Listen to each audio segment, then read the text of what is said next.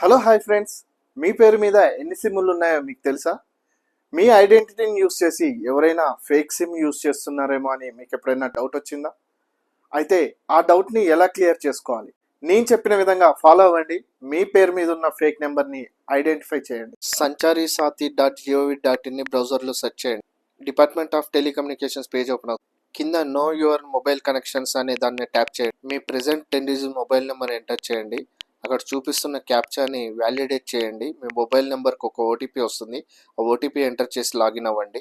Login అవ్వగానే మీ identity మీద ఉన్న నెంబర్స్ అన్నీ డిస్ప్లే అవుతాయి. First 2 digits, last 4 digits verify చేసుకో. మీ నెంబర్ కాకపోతే నాట్ మై నెంబర్ అని, ఆ నెంబర్ అవసరం లేకపోతే నాట్ రిక్వైర్డ్ అని, లేదా యూజ్ అవుతే రిక్వైర్డ్ అని రిపోర్ట్ చేయండి.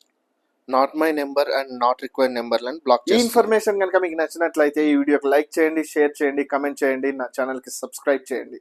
Thank you.